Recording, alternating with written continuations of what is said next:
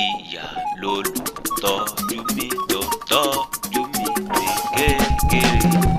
Ẹ̀rẹ̀ ló fi mọ́ mi, màmá kú iṣẹ́ mi. Ọlọ́run májẹ̀mú ọba tó jẹ́ mi ní òkè ńlá ní Ọlọ́run tí ò yípo padà. Arúgbó ọjọ́ ńlá ọba tó lọ kọ́ni kése, òkè ńlá tàkì tá a lè kì tán, ọba tá a lè yì tán, ọba láti jẹ́ mi ní. Ọmọ ọ̀dọ̀ àgbà mo tó dé, mo fẹ́ mọ bó bí ọ̀wọ̀rọ̀ òjò. Happy birthday to you, Mrs. Naimoto. Mrs. Titilayo, igba ọdún kan ni àṣeyíṣẹ́ mi, àṣeyíṣàmọ́dún, abiyamọ gidi lọ́ọ̀dẹ ọkọ. Ẹ wo gèlè gẹ́gẹ́ lórí ajígbọ́tọ̀kọ. Obìnrin tó fi ń tọrọ obìnrin, mọ̀mọ́ tó fi ń tọrọ mọ̀mọ́ láwùjọ. Mrs. Naimoto, igba ọdún kan ni àṣeyíṣẹ́ mi, àṣeyíṣàmọ́dún. Tọdún eléyìí ẹ ti tẹ̀mí nínú owó, nínú ọláńlá, nínú gbéga, nínú àìkúbalẹ̀ ọ̀rọ̀. Àjọkẹ́ ló ní mọ̀mọ́ ni mọ̀mọ́ mi, mọ̀mọ́ ni mọ̀mọ́ lọ́mọ yọyọ, ọmọ yọyọ ń bá ilé láti. Mrs. Titilayo o, ẹ níbọ̀ bùrìbùrì kẹ́ jíjó yà.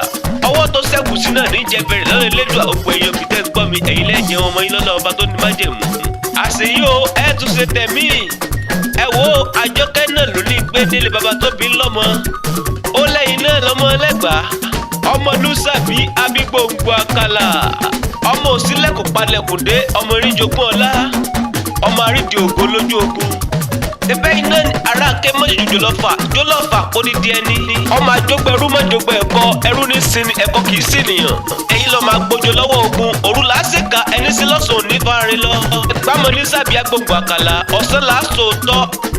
Ọmọ ẹja tí ń gbénu bú soró, ọmọ àtẹnuwíjọ kíni rẹ̀ máa pọ̀lẹ̀ rẹ́rẹ́rẹ́. Ẹgbà ọmọ asẹ́ tí mú kíkan, ọmọ yúmuyúmu lòrò ó ké, sí bàbá márùn ní ìbẹ́lẹ́gbà á ké. Ṣèbí gbogbo ní ń dádé ọba, aláké ọba ni, olúbàrà ọba ni, gbàgùrá ọba ni, sílẹ̀wù ọba ni, olówó òdúró ọba ní í ṣe. Ẹgbà pọ̀lápọ̀ wọ́n di ìlú ńlá, ọmọ Ẹ̀gbá nígbà gbogbo, ọmọ aláké nìyí ọmọ agbójo lọ́wọ́ ogun, Àtàbàtúbú ọlọ́rọ̀ ọmọ ajífọwọ́ àlejò bọ́nú.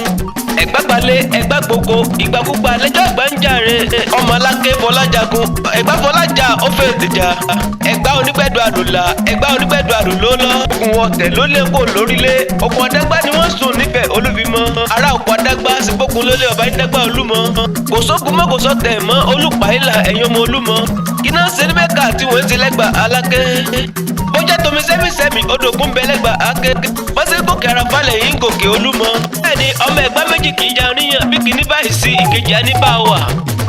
Happy birthday to you, Mrs. Naimoto. Ẹ tọdún ilé ẹ sì tẹ̀mí inú owó, inú ọlá, inú gbéga, inú ẹ̀kú baálé ọrọ̀. Ọdọọdún là rórógbó, ọdọọdún là ráwùsà, ọdún là rọmọbì lórí igbá. Àṣeyíṣẹ́ mi, àṣeyíṣà mọ́dún. Bàbá níta ló ń kọrin wì látẹ̀kẹ́ jẹ́